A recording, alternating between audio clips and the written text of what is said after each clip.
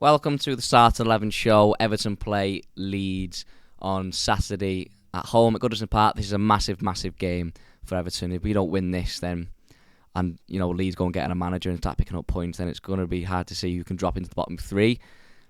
So we have to keep them. Well, we have to get above them. I don't even think a point is going to be good enough in this game. So this team is going to be really important, whichever Sean Dyche picks. But I'm going to pick what I think can get us 3 points, or at least the best chance to get 3 points. Starts with Pickford in goal.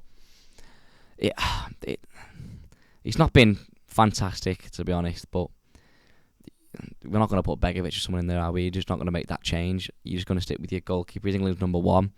What I would say is that the mistake he made for the first goal on Monday, I just think he's got his head messed up. He's gone thinking the ball's going over there. It's not. It's going to hit Salah first. But I think even then it's 3-on-1 anyway.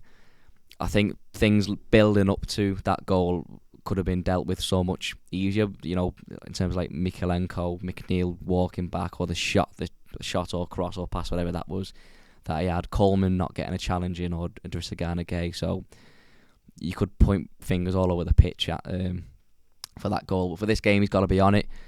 They aren't great attacking wise, Leeds. They are missing Rodrigo. He's been out for 2 months. So in terms of scoring goals, he's not got a really clinical player. Bamford's on 1. They've got Somerville, who scored 4. I think it's the next top scorer at the moment. Harrison scored 1 or 2, I think.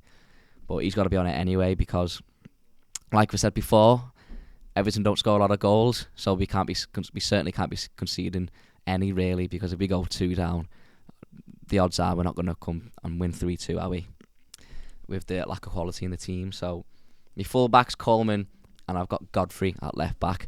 The reason I've got Coleman and Godfrey as my full-backs is Mykolenko was just really, really poor on Monday, shockingly bad.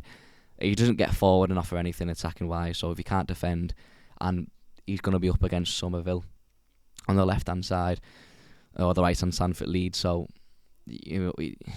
really fast, physical, young wingers that they're going to have to be dealt with. And if you put Godfrey in there, he's got that recovery pace. It means we can get higher up the pitch, and he's got the pace to chase back. And he's aggressive. He's played left back before, so I'm not really worried about him playing in that position.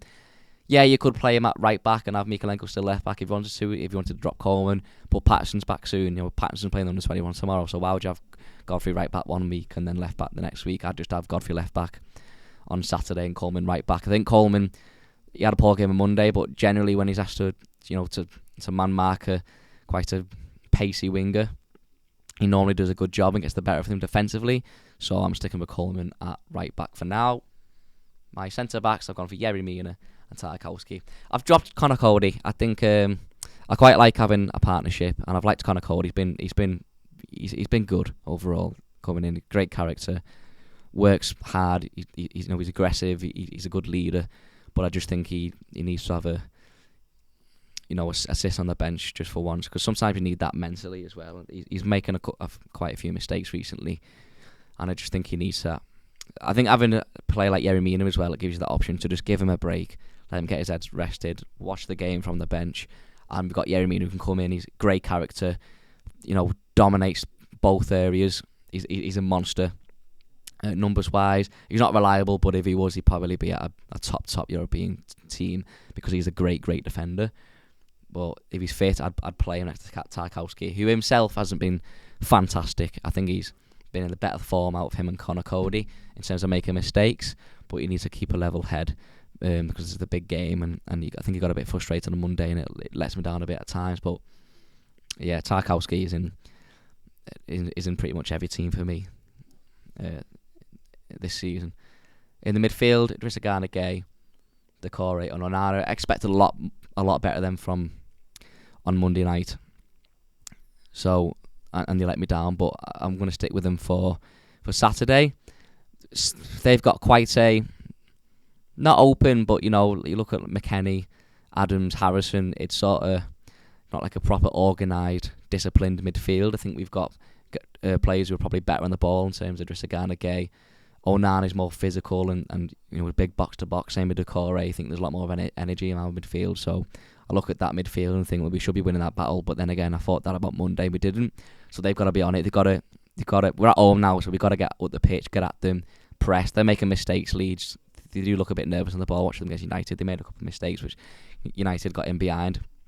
Missed them chances, but that's not up to us. We've got to take them if we can make them.